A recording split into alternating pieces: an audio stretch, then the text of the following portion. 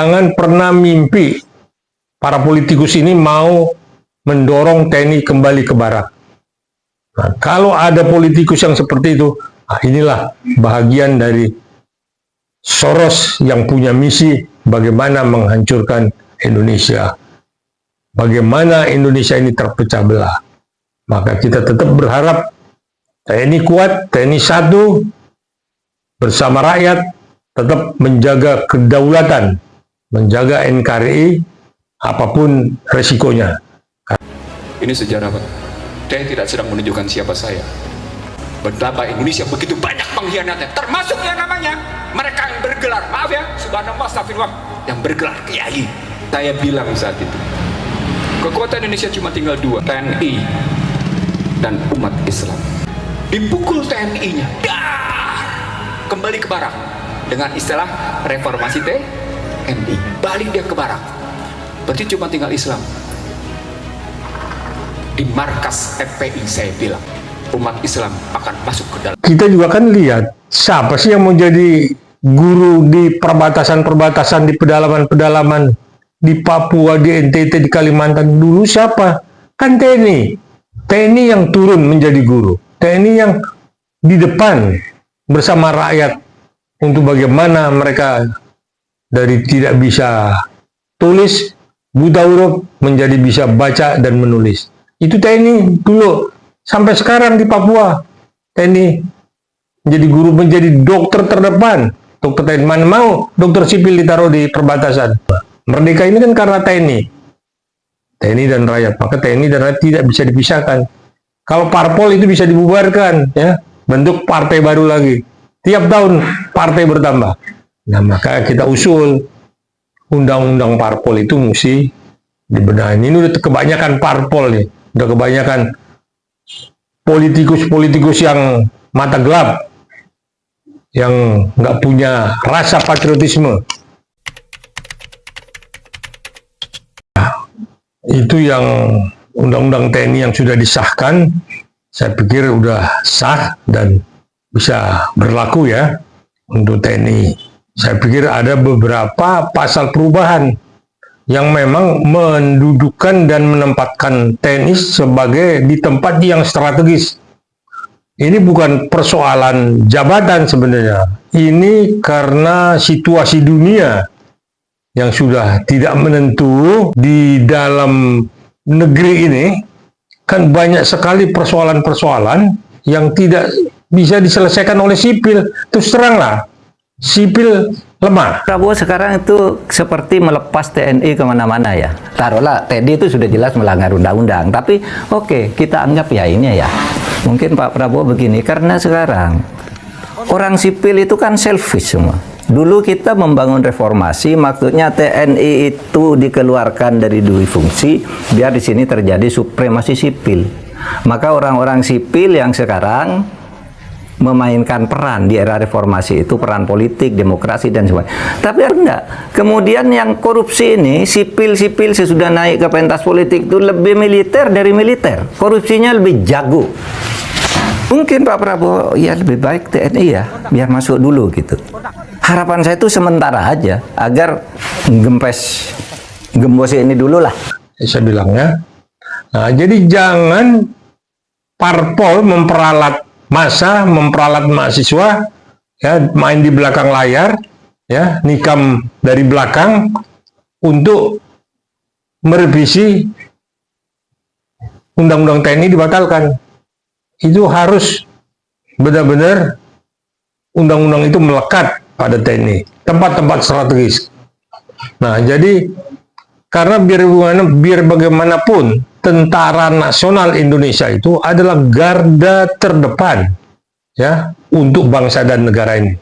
Ya, tidak hanya soal bencana alam, tidak hanya gangguan teroris, ya, tidak hanya gangguan seperti di Papua, tapi banyak sekali hal-hal yang memang TNI harus dilibatkan. Ya. Apalagi nih ya. Kita lihat negara ini sudah habis dirampok oleh para koruptor. Ya. Dampaknya itu bukannya ke para keluarga pejabat, ke rakyat-rakyat di pedesaan, ya, rakyat-rakyat di bawah, ya, baser-baser juga pulang juga makan juga ke emaknya juga ke bapaknya juga. Nah, seperti apa ya kalau negara ini terus dirongrong? Nah, maka pemerintah perlu menghadirkan TNI dalam bentuk legal standing untuk mensahkan revisi undang-undang yang kemarin. Jadi ada dari berapa belas jadi berapa belas, kalau nggak salah dari 11 menjadi 16 pos-pos penting yang harus diduduki dan dipegang oleh TNI. Ya. Nah, berharap juga tempat pos-pos yang strategis itu tidak digerogoti oleh para tikus-tikus yang berbaju berdasi, ya. Ini ngeri nih. Nah, jadi kalau tidak sekarang mau kapan lagi TNI ini benar-benar kita bentengi dengan undang-undang? Kalau nggak kan nanti dibilang dui fungsi ABRI, dui fungsi TNI, dari Komnas HAM melanggar HAM. Jadi kalau LSM kontras, LSM BHI yang di Jalan Diponegoro itu dan di mana-mana saya lihat LSM yang dibiayai oleh George Soros, saya tahu George Soros yang biayai, ini hanya untuk merongrong dan melemahkan posisi Indonesia di mata dunia supaya kita ekonomi terpuruk lagi. Nah, Pak Prabowo ini bukan orang yang bodoh, dia orang pintar dan dia tahu siapa-siapa, pelan-pelan dia akan pretelin satu-satu dan pelan-pelan akan dikejar manusia-manusia yang memang tidak pro rakyat. Nah, inilah yang kita mulai lihat, ya, mulai ditangkapin satu-satu, mulai dibongkar satu-satu, ya. Nah, habis Pertamina ini yang ngoplos kemarin ini nanti ada lagi oplosan lain lagi nih. Semua main oplos, ya. Nah, jadi negara ini harus bersih dari oplos mengoplos. Ijazah pun katanya dioplos, ya. Timah, emas batangan dioplos, dalamnya ternyata tembaga berapa ratus ton itu. Nah, inilah yang memang perlu memang TNI mendampingi pemerintahan ini secara nyata, tidak bayang-bayang bentuk operasi senyap, tapi nyata TNI hadir untuk membantu pemerintah ini. Karena pemerintah punya kepentingan dengan TNI dan TNI adalah anak kandung rakyat dan anak dari pemerintah. Sebenarnya belum kakap, itu sedikit lagi baru kakapnya dapat. Tapi itu udah kelas kakap, cuma naik sedikit lagi aja, baru tertangkap kakapnya itu. Ya, itu tadi yang saya sampaikan, ya. Artinya negara ini sedang kurang baik-baik saja.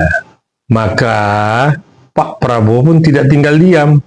Dia tahu persis bagaimana membenahi, ya, memperbaiki masa-masa yang lalu, ya. Inilah semua sekarang dibenahi satu persatu, ya. Bukan dia tidak tahu, dia timnya hebat, ya.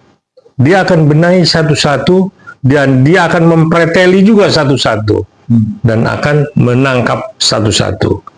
Nah, makanya kemarin beliau itu berikrar akan menempatkan para koruptor itu di satu pulau, ya, dan dibuat lembaga tahanannya itu yang memang tidak bisa main-main dan tidak bisa keluar kalau malam dari penjara itu. Penjaranya kan hebat, mungkin seperti penjara di Amerika sana yang memang tidak bisa ditembus. Nah, inilah yang memang sudah dirancang sedemikian rupa. Cuman bagaimana Senayan? Itu kan jadi pertanyaan. Senayan bunyi nggak? Gayung bersambut nggak? Ini kan Senayan cuma mikirin duit aja nih. Ya, bukan mikirin kepentingan rakyat. Justru yang dipikirkan kepentingan kelompok, kepentingan pribadi dan keluarganya. Nah, Senayan juga mesti berteriak lah. Seperti apa yang sudah digaungkan oleh Pak Prabowo. Ini soal timah pun, Mas. Soal timah, Senayan pun tidak heboh, tidak memberikan komentar apa gitu. Yang baru kemarin aja lah kita lihat. Pertamina. Apa? Senayan kan nggak ada komentarnya, ya. Cuman ya 1-2 orang aja yang berkomentar. Tapi secara pleno itu nggak ada. Seperti apa menyikapi itu, padahal itu kan wakil rakyat kan, mandataris dari rakyat yang dia pegang. Nah tapi enggak, kita lihat. Makanya sekarang Senayan jalan sendiri, pemerintah jalan sendiri, rakyatnya tertati-tati. Nah inilah yang memang kita lihat Pak Prabowo jungkir balik, udah tidak ada uang, tapi bagaimana membenahi ke dalam. Maka pembantu-pembantunya itu dibikin ketat. Tidak boleh rapat di hotel, tidak boleh perjalanan dinas luar negeri yang tidak jelas, rapat-rapat yang tidak jelas. Nah inilah yang memang pelan-pelan satu-satu diperbaiki, ya. Dan rakyat semakin cinta kepada Prabowo. Ini bukan omon-omon, dia sekalipun ngomong katanya hidup Jokowi, belum tentu, ya. Dia tidak memikirkan siapa-siapa yang membenci Jokowi. Dia tahu itu apa reaksinya dan siapa di antara teman-teman yang ada di kabinet itu yang pro dan kontra. Dia mulai pelajari satu-satu. Yang katanya juga mau ada menggagalkan programnya Prabowo supaya wakilnya naik, mau kudeta apa segala macam. Aduh, udahlah, itu cerita hoax saja. Jadi saya pikir buzzer jangan terpancing, ya.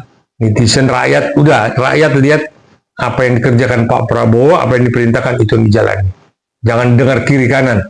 Semua memang mau mengadu domba dan mau memperkeruh situasi. Memang terasa ini, begitu anjlok rupiah, bahan-bahan pokok semua udah pada naik. Apalagi hari ini, saya lihat dolar juga udah menguat dan rupiah anjlok. Nah ini pemerintah biarlah kita percayakan untuk memikirkan itu, ya seperti apa. Yang jelas revisi kemarin tujuannya baik, positif untuk Indonesia benar-benar kokoh di mata internasional. Dan kan kita lihat tambang kita ini benar-benar negara kaya, ya. Dulu ada cerita kan dari Eropa masuk ke Indonesia hanya untuk menjajah, mengambil rempah-rempahnya.